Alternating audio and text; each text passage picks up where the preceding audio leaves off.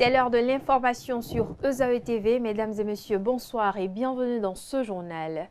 À la une de l'actualité, ouverture officielle de la 6e conférence internationale Afrique, présidée par le ministre d'État chargé du développement et de la coordination de l'action gouvernementale, Abdoulaye Biotchane. Les travaux de lancement se sont déroulés ce vendredi 9 mai 2025 à Cotonou. C'était en présence de plusieurs ministres et experts en développement. Le film de la cérémonie dans cette édition. Le gouvernement béninois organise à travers le programme national de lutte contre la lèpre et l'ulcère de Buruli une campagne gratuite de consultation foraine de plaies ou ulcération de la jambe dans les centres de santé des communes. Ceci à compter du 12 au 30 mai 2025. On en parle plus en détail dans ce journal. En sport, à quelques heures du gala international Africa Open Combat, la mercure monte à Cotonou. Les 4 prétendants aux 2 ceintures de jeu se sont déjà livrés un combat en conférence de presse en début d'après-midi ce vendredi. Des précisions dans un instant.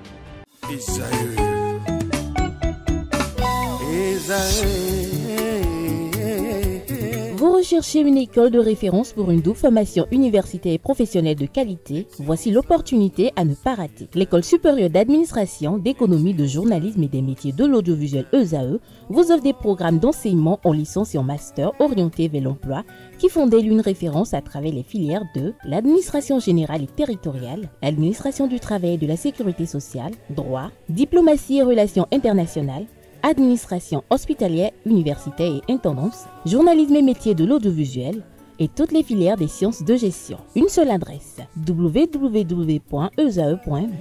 Rendez-vous dès maintenant sur nos campus ESAE Bedjromende au numéro 90 93 65 21 ou au numéro 98 98 14 00. Paracourt sur le numéro 52 46 12 12.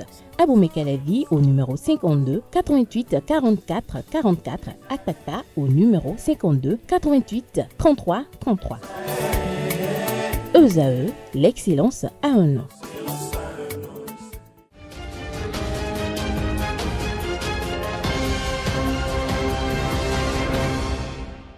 À nouveau, bonsoir. Merci de nous préférer pour vous informer. Le ministre d'État chargé du développement et de la coordination de l'action gouvernementale, Abdoulaye Biotchane, a procédé ce vendredi 9 mai 2025 à Cotonou à l'ouverture officielle de la 6e conférence internationale Afrique.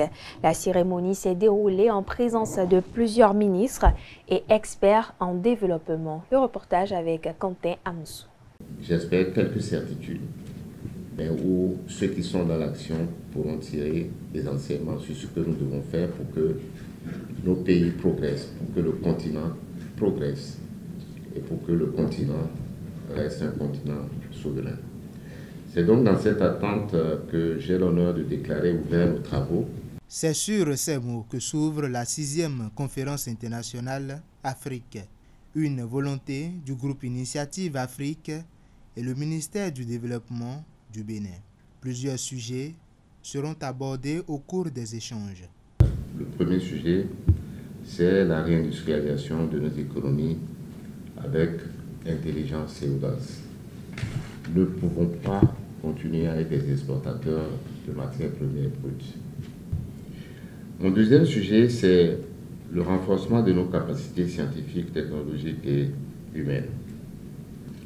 Le troisième sujet, c'est comment nous construisons une souveraineté collective à l'échelle régionale et continentale.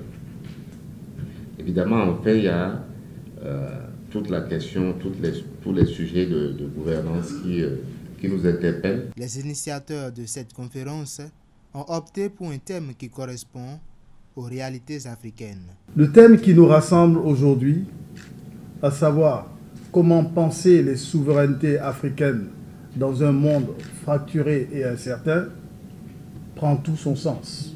Avec la qualité des participants ici présents, je suis convaincu que nos échanges seront d'une grande richesse et apporteront des perspectives constructives.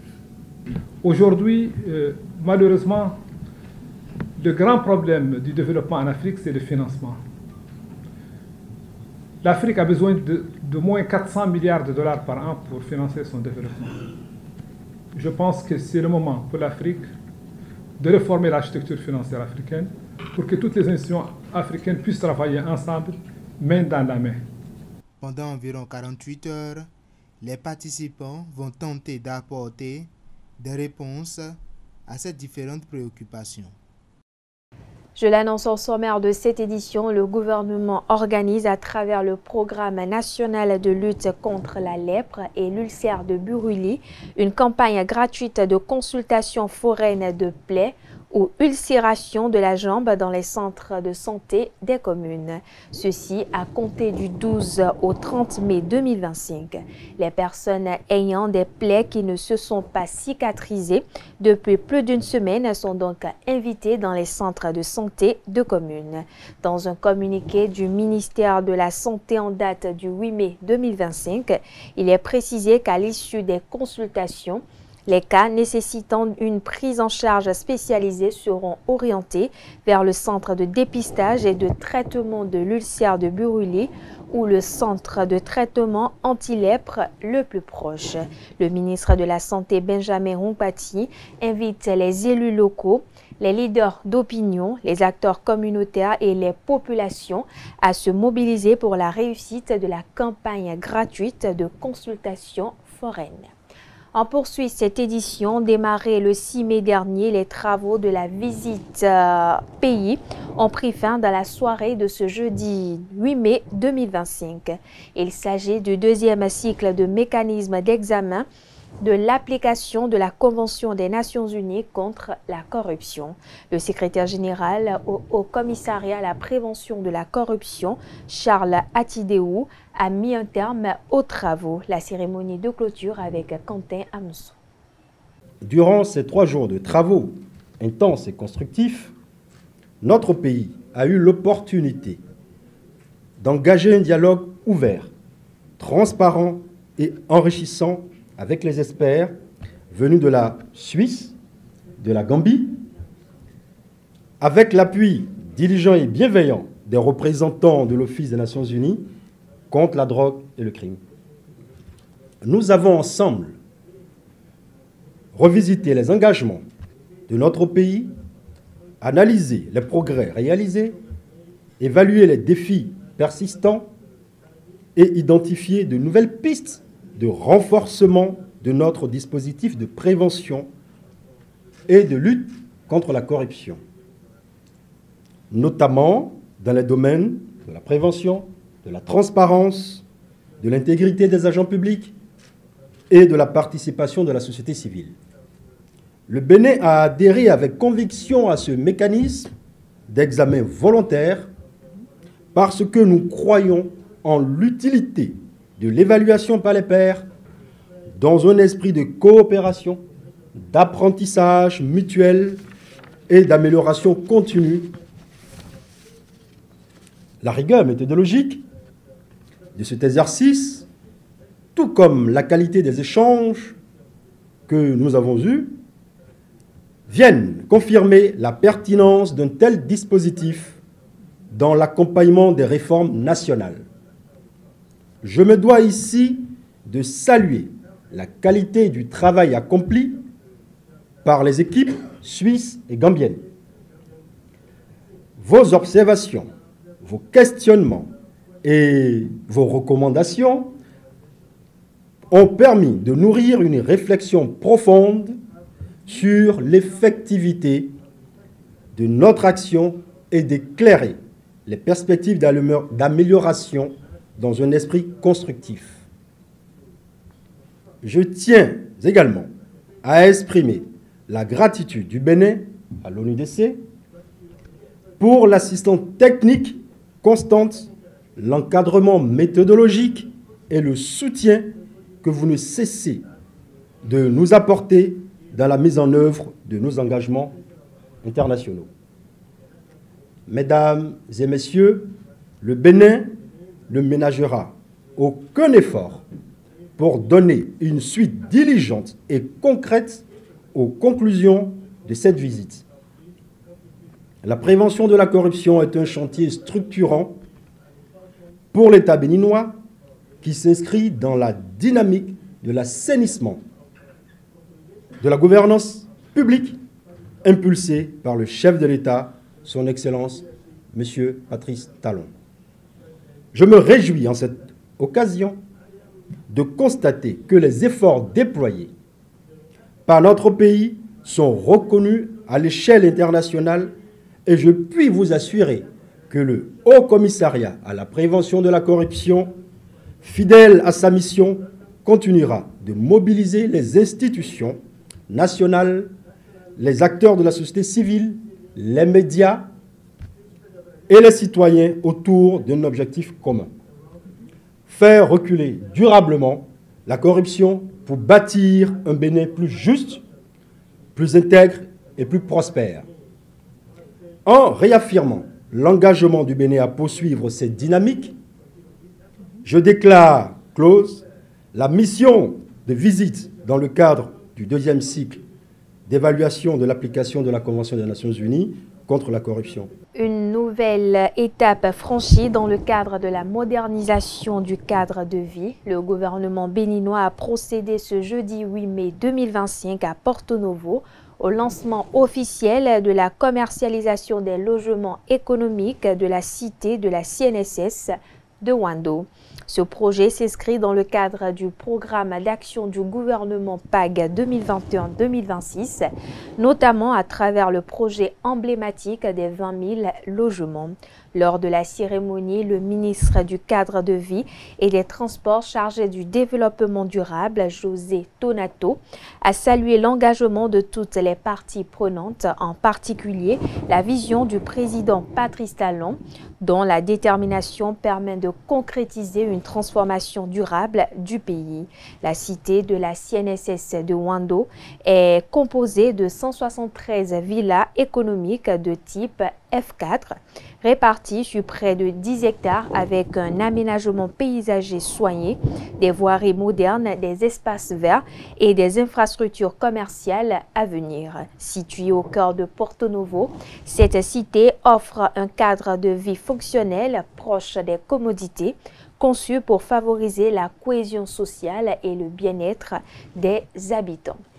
Et puis on parle religion à présent. L'Église catholique a accueilli hier jeudi son nouveau pape. Il s'agit de Robert Francis Prévost, devenu Léon XIV. Dans l'élément à suivre, Hubert Kedoide, curé de la paroisse Bon Pasteur de Cotonou, décrit les enjeux de son pontificat au micro de Francis Ola Farami. On regarde. L'Église est dans une joie parfaite puisque depuis hier, nous avons un nouveau pape après le décès lundi de Pâques de Pape François, qui a fait son ministère pendant une douzaine d'années. Il est parti pour l'Eucharistie éternelle. On était dans l'attente, en cénacle et en prière, pour l'arrivée d'un nouveau pape. On croyait, selon les médias, que ça va être difficile, etc., etc.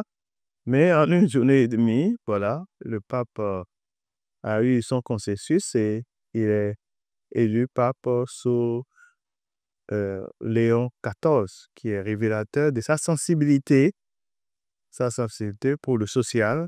Donc, Léon XIII était un grand pape, donc Léon XIV, je suppose que c'est dans cette ligne-là, sensible à l'intégrité humaine, à la démocratie, à la liberté, aux droits des travailleurs. Voilà un pape qui connaît et qui veut être proche des gens. Je pense que, comme Jésus aussi a été proche des gens, il n'est pas venu pour les bien portants, mais pour les malades, pour ceux qui sont abandonnés. Je crois que ça augure d'une belle perspective ecclésiale. Tous les papes sont des successeurs de Pierre et donc vicaires du Christ. Il ne peut pas être autre chose que dans la succession. Et je pense que l'Église, c'est Dieu qui conduit son Église. Et que ce soit le pape François qui est venu à un temps donné pour répondre à un besoin donné, celui-ci aussi aura certainement sa spécificité. Nous souhaitons que ça soit pour le bonheur de notre Église et qu'il continue. C'est un augustinien, donc vous savez que Saint Augustin, c'est la recherche de Dieu. Hein. Saint-Augustin a été dans le passé un homme qui était rebelle à la fois et qui a cherché partout et qui a enfin trouvé la voie de salut, la voie de l'Église, la voie de la sainteté, la voie de Dieu. Saint-Augustin disait, je te cherchais au dehors alors que tu étais au-dedans de moi. Tu étais en moi alors que moi étais parti loin de moi-même. Donc, c'est pour vous dire qu'il y aura aussi, sous ce pontificat, une recherche de sainteté, une recherche de Dieu. Et c'est ça l'essentiel. Décédé ce jeudi 8 mai 2025, le professeur Amos Elegbe a été un acteur majeur dans l'organisation de la Conférence des forces vives de la Nation de 1990. Dans ce document d'archives, revenons sur l'exposé qu'il a fait du consensus qui a été instauré autour de ces assises historiques. 35 ans déjà qu'a lieu la Conférence nationale des forces vives de la Nation ayant conduit à la prise de certaines décisions devenues exécutoires par le président Mathieu Kérékou au Bénin. Il était au micro d'Abdelkader Achirou. Merci, je voudrais vraiment d'abord vous remercier pour votre démarche.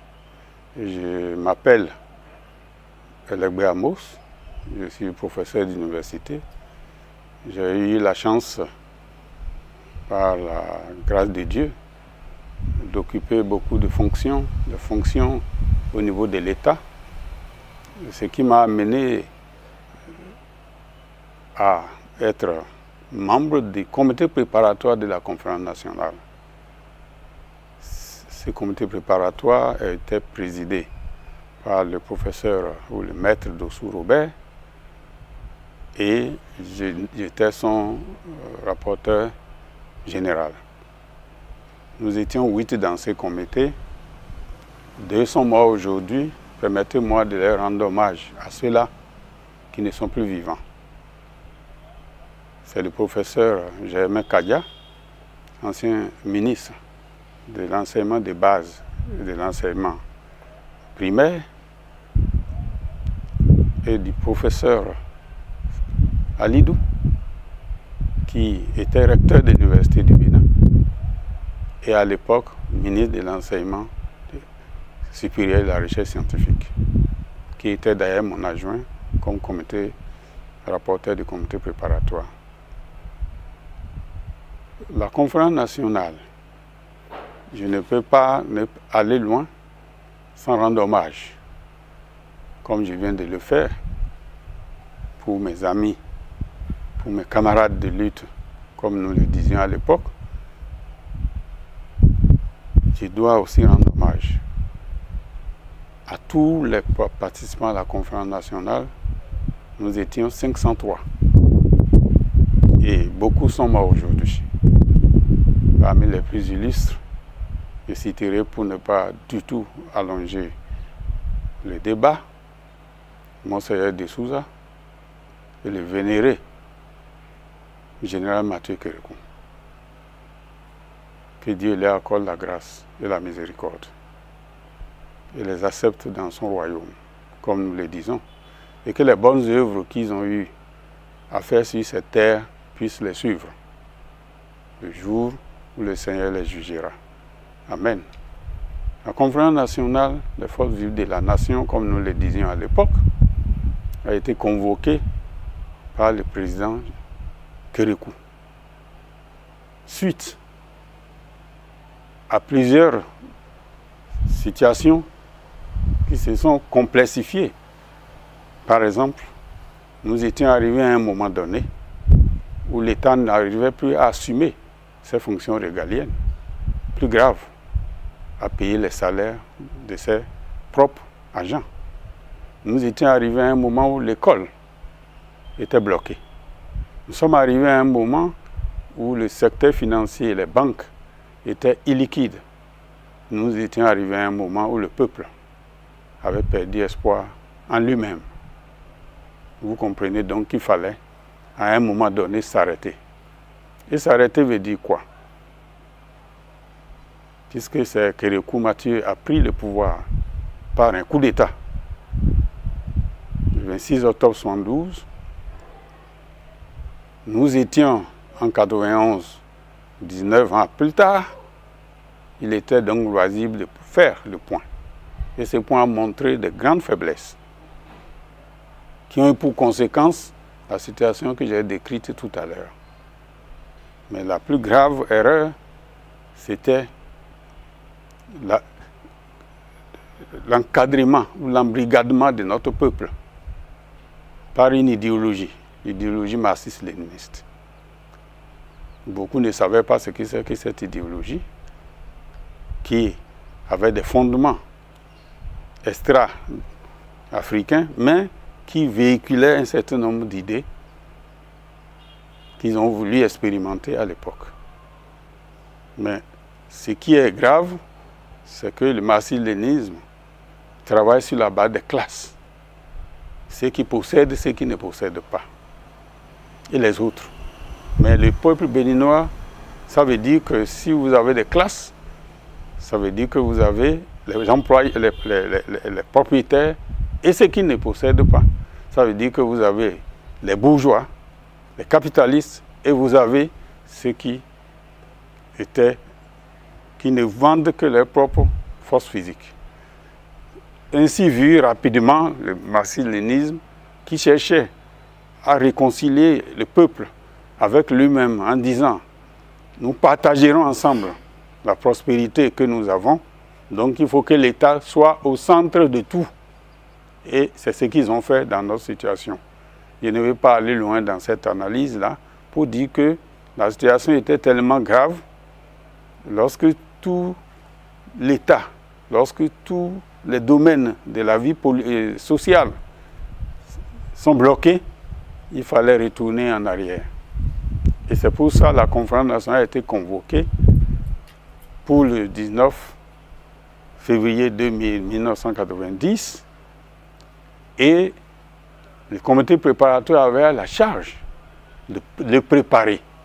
3 choses nous ont marqué. 3 choses étaient importantes à régler.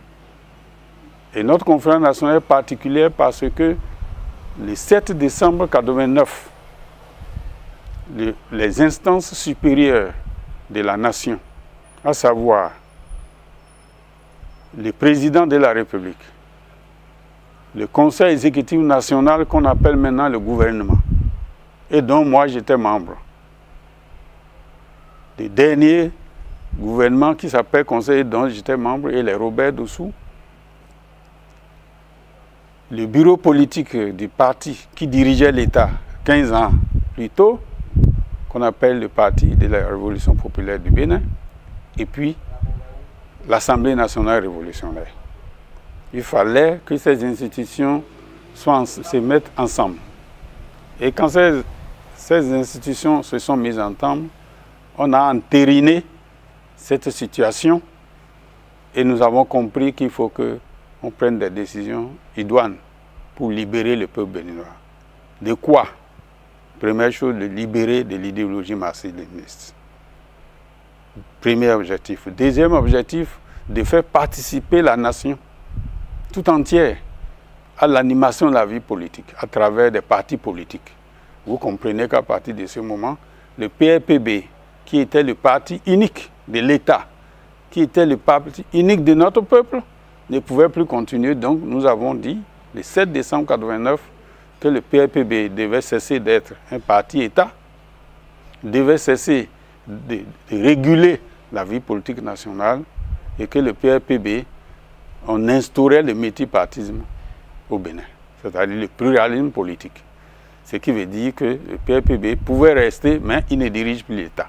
Et enfin, il fallait aussi que les plaies qui ont été ouvertes soient ces plaies-là, qu'on puisse les souder. Et nous avons décidé, ces instances ont décidé, qu'une amnistie générale sera accordée à tous ceux qui ont été condamnés par ailleurs, ceux qui ont fui la nation parce que l'idéologie marxiste était répugnante pour certains, l'idéologie marxiste était contre les intérêts particuliers, parce que l'idéologie marxiste aussi a fait beaucoup de dégâts en ce qui concerne les libertés publiques. Il fallait donc qu'on mette fin à ça, qu'on libère tous ceux qui étaient en prison, qu'on libère tous ceux qui étaient en exil, qu'on leur accorde l'amnistie. C'est ce qui a été fait le 7 décembre 1989. C'est la grande décision de notre comité préparatoire. Alors il fallait préparer donc la nation à ça. Évidemment, les grèves continuaient, beaucoup de choses continuaient. Il y avait surtout, il faut saluer ici le Parti communiste du Bénin, qui avait dès le départ condamné le fait qu'on décrète l'idéologie marxiste pour un peuple. Et il y avait aussi les enseignants, les étudiants. Beaucoup ont lutté à l'époque. Il y avait aussi des patriotes au sein du gouvernement. Il y en avait aussi au sein du PRPB. Il y en avait aussi dans notre nation.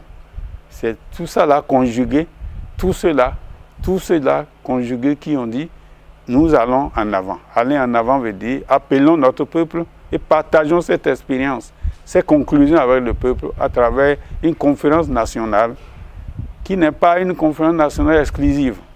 Nous étions allés en fait dans l'espoir au niveau du gouvernement qu'en sortant de là-bas, les objectifs qu'on avait déjà, nous-mêmes on s'en est approprié déjà.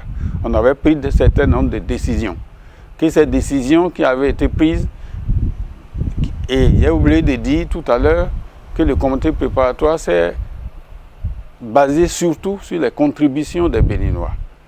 1400 contributions étaient arrivées de l'extérieur et de l'intérieur de notre pays, où des gens avaient déjà fait des propositions. Parmi lesquelles propositions à l'époque, il fallait créer un poste de Premier ministre, il fallait avoir une transition, il fallait ainsi de suite. Mais l'ambiance qui a prévalu est une ambiance, c'est vrai, moi je suis chrétien, l'ambiance était que l'Esprit Saint nous attendait en ces lieux. C'est la première fois où les gouvernants s'asseyent avec les gouvernés et se disent la vérité. On était à une réunion de franchise. Nous-mêmes qui étions au gouvernement, on était écrasés puisque ceux qui étaient venus étaient déterminés à ce qu'on change la situation. Ceux qui étaient venus, beaucoup nous soutenaient d'ailleurs avant qu'on arrive, parce qu'on avait pris des décisions qui permettaient d'ouvrir les débats. Et l'ambiance, il faut dire, elle est fraternelle. Elle est très fraternelle, elle est difficile. C'est difficile que vous dépossédez un pouvoir de toutes ces prérogatives à une rencontre. C'est pourquoi nous avons passé 2 étapes importantes. Du 19 au 23, 19 février au 23 février, la conférence a décidé d'abord de prendre en compte, de dire le comité préparatoire n'existe plus, mais de mettre en place non seulement le présidium, mais de constituer un petit groupe constitué des chefs d'État qui étaient là à l'époque pour pousser les travaux de la conférence. Et cela a mené à quoi? Ça a mené à ce qu'on a créé une fraternité entre les Béninois et nous sommes allés loin et ils ont exigé, et c'est le 23 février 1990, qu'enfin, à 20 h, la nuit, ce jour-là, ils avaient exigé que les décisions de la conférence nationale soient exécutoires et que le règlement intérieur de la conférence nationale devait marquer ça principalement. Le président Mathieu Kérékou, après des jours de réflexion, est venu nous annoncer le 23 février 1990 qu'il acceptait que les décisions soient immédiatement exécutoires. Vous avez vu, c'était vraiment l'étape la plus importante de notre conférence.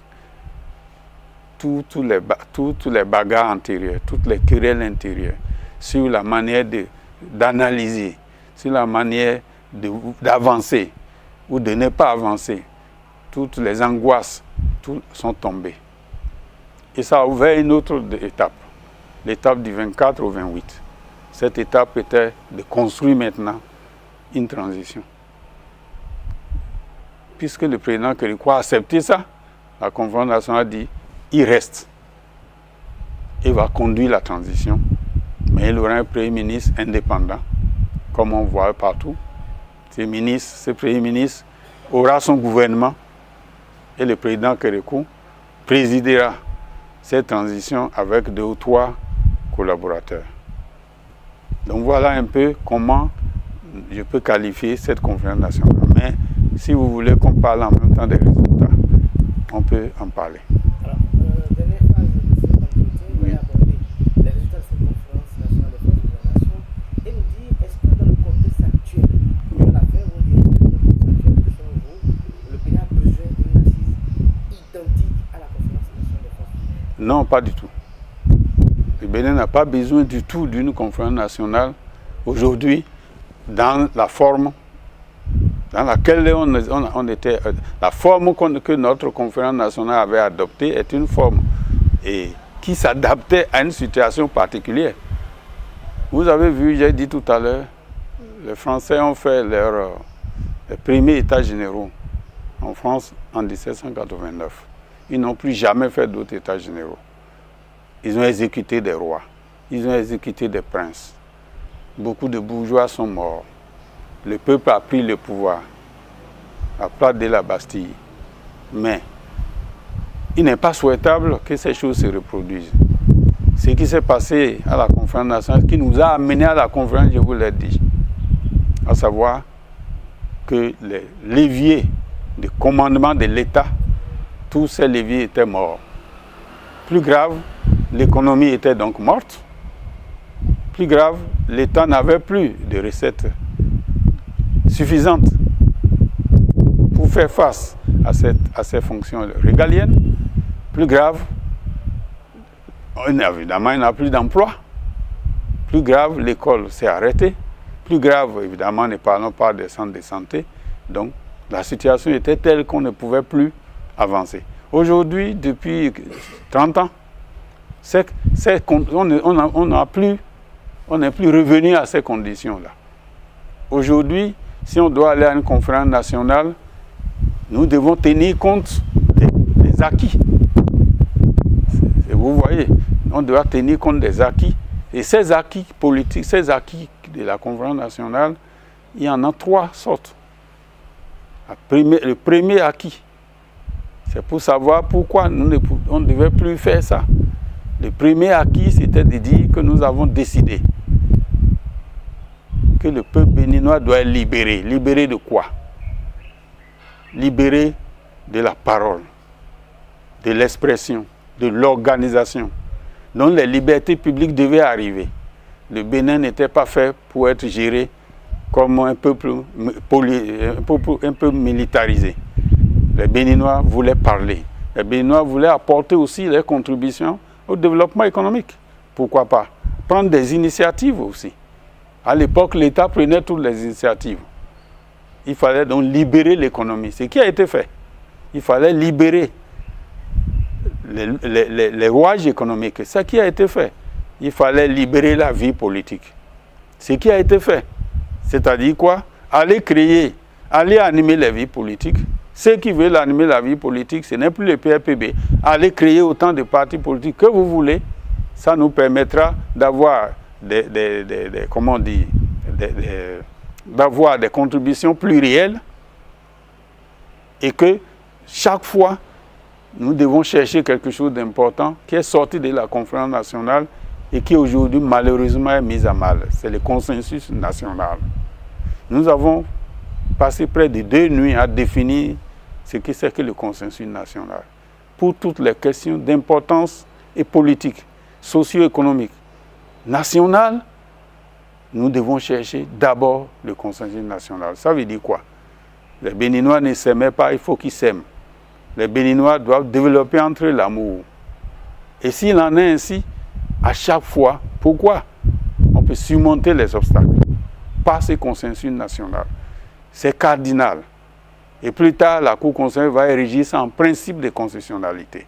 C'est-à-dire, pour tout ce que vous devez faire désormais, il faut un consensus. Cela est extrêmement important. En dehors du fait que nous avons accepté, que le régime politique le plus facile, le plus abordable qui permet à tous les Béninois, comme à tous les peuples, tu vois, tous les Béninois de se sentir comme Béninois, participant à l'animation de la vie politique, socio-économique. On a choisi la démocratie plurielle. La démocratie, on a été libérale. Nous avons choisi aussi une économie libérale. C'est pour libérer effectivement ce peuple qui d'ailleurs s'est réconcilié à la conférence nationale avec lui-même. Ces décisions que nous avons prises sont extrêmement importantes. Pour pouvoir mettre ça en œuvre, il fallait une constitution.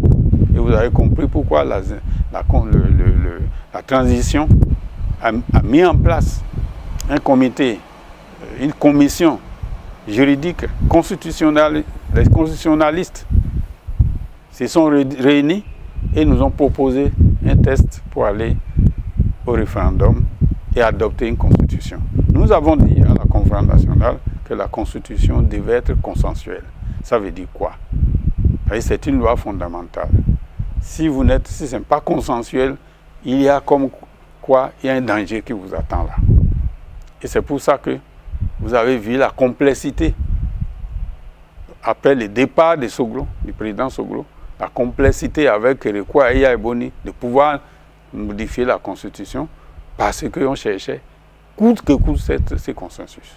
Si vous cherchez ces consensus, vous devez avoir la patience pour permettre au peuple de prendre son temps et qu'on aille au référendum. La voie référendaire était donc choisie comme une voie extrêmement importante pour adopter la Constitution. Bon, aujourd'hui, on n'est pas dans cette situation. Mais ce qui paraît le plus important, à mon avis, 30 ans après, c'est que les décisions de la conférence nationale sont encore fondamentales, elles sont là, elles s'imposent à nous. Nous ne pouvons pas reculer. Pourquoi? Si vous avez libéré quelqu'un, il n'est plus esclave, il devient maître. Les Béninois avaient compris qu'ils pouvaient être utiles et que même, quel que soit leur rang, étaient appelés à parler librement, à aider les dirigeants, à les écouter, aider les dirigeants à prendre en compte leurs préoccupations pour pouvoir chaque fois trouver le consensus. Donc voilà, c'est la situation telle qu'aujourd'hui nous vivons. Plus qu'hier, a besoin que la recherche du consensus se traduise dans tous les compartiments de la vie politique et socio-économique nationale. C'est donc la conférence nationale, ces acquis, nous, la jeunesse surtout, les jeunes, doivent s'approprier de ces acquis politiques-là. Parce que si les jeunes ne sont pas libres, lorsque la jeunesse est traquée, lorsqu'une jeunesse ne peut pas se libérer, même si on doit dire « Ah non, tu vas loin », mais si on empêche, elle ne pourra plus créer, elle ne pourra plus initier, elle ne pourra plus, elle aura peur. Et si la jeunesse a peur, la relève de demain va s'en sentir. Donc, c'est pourquoi moi je m'adresse toujours aux jeunes en disant « Jeunes, jeunesse, vous êtes conscients, jeunesse consciente, jeunesse patriote, jeunesse intellectuelle, jeunesse politique, jeunesse ouvrière, comme on dit, jeunesse paysanne. Assumez votre destin. Appropriez-vous des acquis de la conférence nationale pour que notre pays avance. » On parle éducation, le ministre des enseignements secondaires, techniques et de la formation professionnelle, Véronique Toyin-Fodé, a effectué ce jeudi 8 mai 2025 une descente au lycée Tofa 1er à Porto-Novo. Laquelle descente a pour objectif de prodiguer des conseils aux candidats à l'examen du brevet d'études du premier cycle BEPC session de juin 2025. Votre destin vous appartient. Avant les examens de fin d'année, je voudrais vous encourager à redoubler d'efforts. Celles qui n'étaient pas disciplinées, qu'elles se remettent au pas. Il faut qu'on ait de bons résultats, a lancé la ministre Véronique Toyin-Fodé. Au cours de cette session, une séance de travail s'est tenue avec les enseignants du personnel pour s'enquérir du niveau de préparation de l'examen du BEPC, session de juin 2025. Cap a été mis sur la direction des examens et concours DEC. Selon Armand Nata, directeur des examens et concours, les travaux préparatoires vont bon train et tout sera bien bouclé avant le déroulement proprement dit de l'examen. Au total, 139 000 candidats sont inscrits, soit un taux de progression de 4% par rapport à l'année 2024. Pour rappel, les candidats composeront les épreuves écrites du 10 au 12 juin 2025. Dans un autre registre, l'ONG Demeure a fait découvrir le parc Aqualand à ses pensionnaires le dimanche 27 avril dernier. Une sortie à la fois didactique et lucrative en compagnie des pensionnaires de la maison d'accueil à Huenuku et ceux de l'association Vidjovi. Le récit de Carles Kitome. Aujourd'hui, j'ai invité les amis.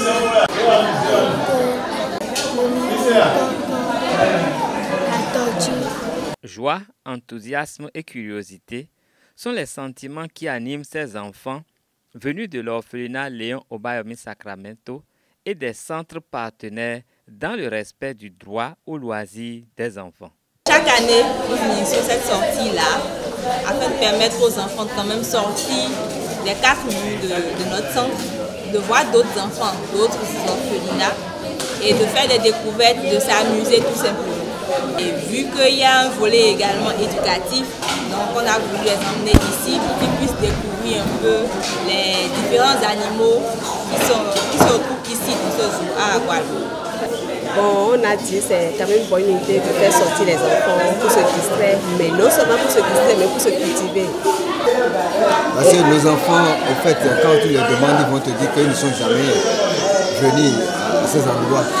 Donc, ce ne serait pas seulement eux, d'autres enfants aussi, loin de Cotonou, ne sont jamais venus ici. Donc, c'est pourquoi on a voulu s'associer avec ces ONG pour pouvoir faire la visite. Au terme de cette randonnée à travers le parc Aqualand, participants et organisateurs se satisfont. On nous a parlé des animaux, on élève les animaux. Moi, je suis très content qu'on nous sorti avec les deux enfants. J'ai aimé qu'on fasse sortir avec Oui. À voir sur le visage des enfants, on sent déjà que l'objectif est atteint. Cette visite qui renseigne et distrait les enfants les projette déjà sur leur prochaine sortie. Et puis on parle sport dans cette édition. L'ancien international et ancien journaliste béninois Mouf Liadi a entretenu plusieurs journalistes sportifs à la Maison des médias Thomas Meillansan de Cotonou. C'était à l'occasion d'une formation théorique organisée par l'Association des professionnels de la presse sportive béninoise en phase avec la Journée internationale de la liberté de la presse célébrée en différé. Invité en tant que sachant et pratiquant du métier, il a partagé ses expériences avec les plus jeunes. Au terme de la séance, il a exprimé sa satisfaction et ses attentes de l'initiative. Des propos recueillis par Romaric Djesugomeno. Je crois que toute initiative qui intègre la formation des cadres a toujours été quelque chose d'exceptionnel. Parce qu'à un moment donné, on se rend compte qu'on doit pouvoir agir sur les ressources humaines afin que les prestations soient beaucoup plus abouties. Je trouve donc que c'est une heureuse initiative prise par l'Union de la presse sportive du Bénin, de discuter, d'échanger des expériences au niveau des journalistes sportifs afin que leurs prestations soient mieux appréciées. Voilà, donc je suis venu sur le terrain partager mes expériences parce que moi également, de mon temps, j'ai été journaliste sportif. Je suis venu partager la petite expérience que j'ai eue dans le domaine avec mes jeunes frères qui vont me poser certainement beaucoup de questions et à qui moi-même je pose des questions pour savoir un peu comment ils vivent l'expérience qu'ils sont en train de mener en ce moment. Donc l'un dans l'autre, on frotte et on lime nos cervelles les unes contre les autres, histoire de parvenir à des solutions beaucoup plus intéressantes pour nos lecteurs, pour nos auditeurs, pour nos consommateurs, ce qui va permettre à nos employeurs d'avoir beaucoup plus confiance en nous. Je l'ai dit au cours de mon exposé à cette formation, je leur ai dit faites attention, nous sommes à l'ère du numérique, c'est vrai.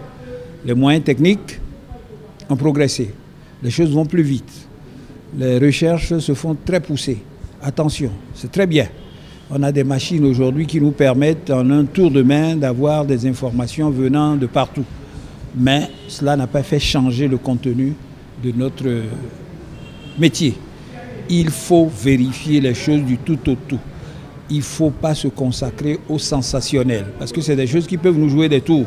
Nous sommes journalistes, c'est vrai, nous sommes quatrième pouvoir, c'est également vrai, mais ce n'est pas une raison pour semer le doute dans les esprits, pour créer des troubles à l'ordre public. Ce n'est pas une raison pour se croire tout permis.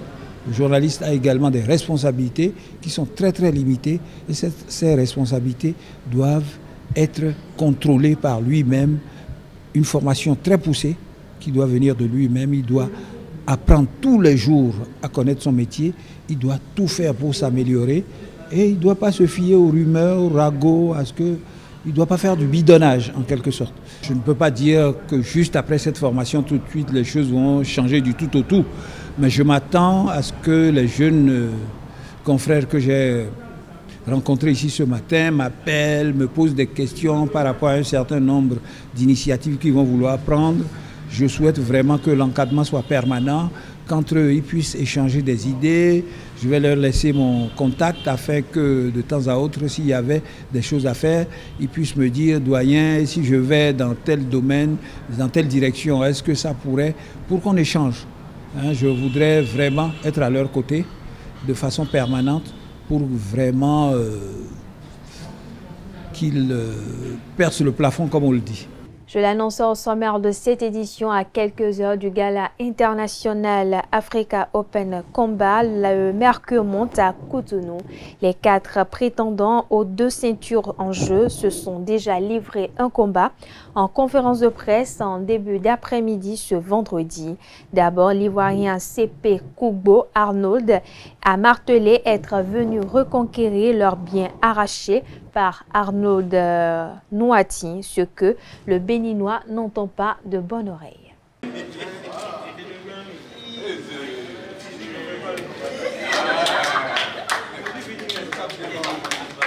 Moi, je suis venu en mission et je l'ai dit d'emblée dans ma vidéo d'annonce.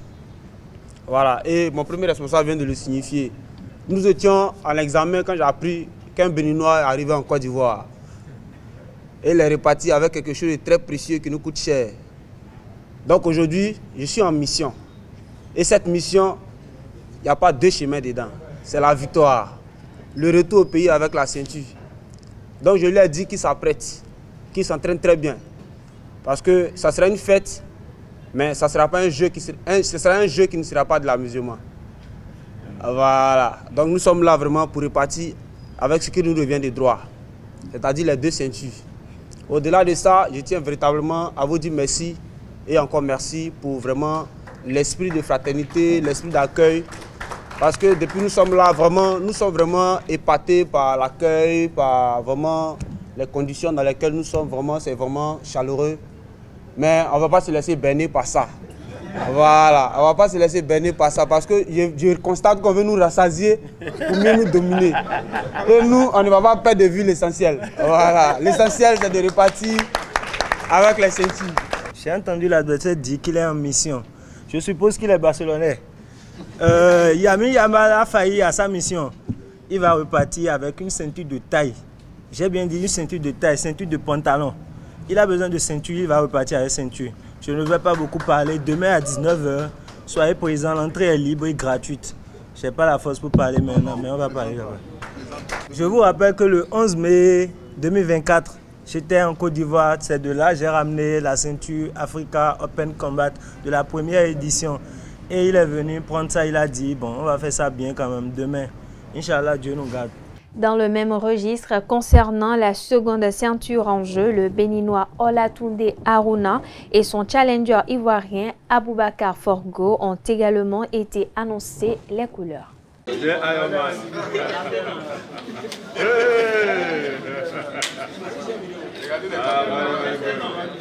Je suis un ramasseur de ceintures.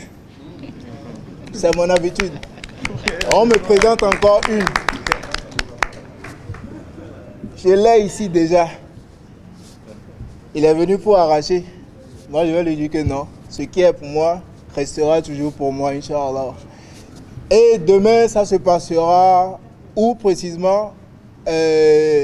Saint-François-Garden, non loin de la grande direction de MTN. L'entrée est libre et gratuite. Et c'est à 19h, ça va commencer. Les amoureux des pieds-points, je vous invite. Ne ratez pas ce rendez-vous. Et Inch'Allah, ça va bien se passer.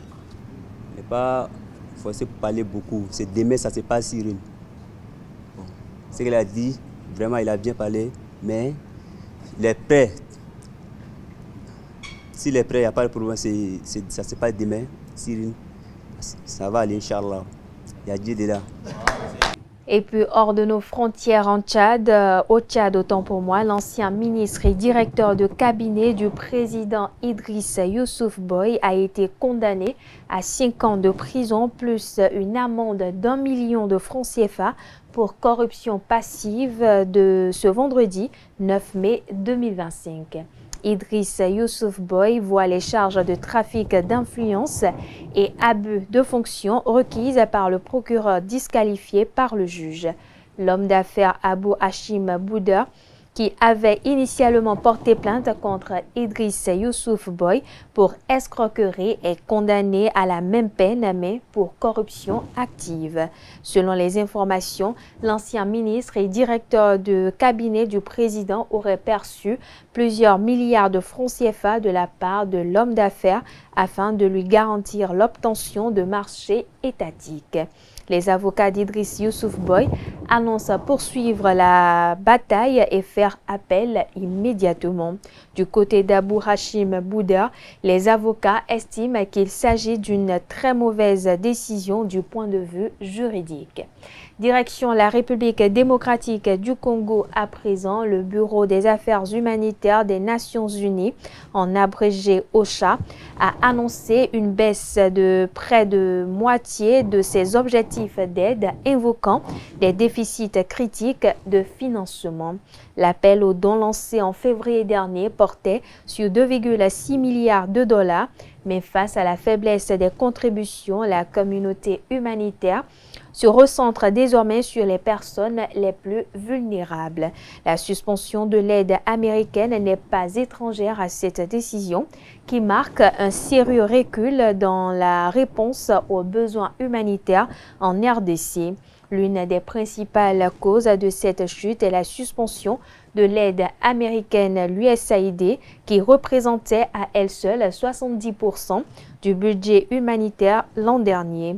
Une aide qui finançait des secteurs vitaux comme la sécurité alimentaire, la santé ou encore la réponse aux urgences humanitaires. Face à cette situation, l'ONU a été contrainte de réajuster ses priorités. Cette crise met aussi en lumière les responsabilités du gouvernement congolais. Il est appelé par l'ONU à accroître son engagement budgétaire à fournir des contributions en nature, notamment en matière logistique et d'accès, autant pour moi, et à renforcer la coordination au niveau provincial et local. Un appui essentiel selon l'ONU pour permettre aux humanitaires de se focaliser sur les urgences sans avoir à compenser les failles systématiques dans la fourniture des services publics. Direction le Sénégal pour finir, 5 anciens ministres seront bientôt jugés par la Haute Cour de justice. La majorité des députés de l'Assemblée nationale ont voté ce jeudi une résolution de mise en accusation allant dans ce sens. Dès lors, va s'ouvrir sous peu une série de procès devant cette juridiction spéciale, seule habilitée à connaître des faits reprochés à d'anciens ministres ou chefs d'État. Les accusations contre ces ministres portent principalement sur des soupçons de détournement des fonds de lutte contre la pandémie de Covid-19, tous à l'exception de l'ancien ministre garde des Sceaux, accusé, lui, de corruption. Moustapha Diop, Amadou Mansour Faye, Aïssatou Sophie Gladima, Salimata Diop et Ismaïla Madior Fall, tous d'anciens ministres qui ont servi sous le magistère de Macky Sall, constituent le premier lot d'anciens ministres qui vont passer devant la Haute Cour de justice. Parmi les 5 ministres, seul l'ancien ministre de la Justice est poursuivi sur un dossier qui n'est pas lié au Covid-19. Il s'agit de Ismaïla Madior Fall, qui est accusé de malversation et de corruption, entre autres. Pour rappel, depuis 1960, la Haute Cour de justice n'a été sollicitée qu'à 2 reprises. En 1963 pour juger l'ancien président du Conseil Mamadou Dia et en 2005 l'ancien Premier ministre Idrissa Seck qui avait finalement bénéficié d'un non-lieu total. Et voilà, chers internautes, c'est sur cette actualité que prend fin cette édition. Merci de l'avoir suivi, merci de votre fidélité. Excellente soirée en compagnie de nos programmes sur EZAE TV.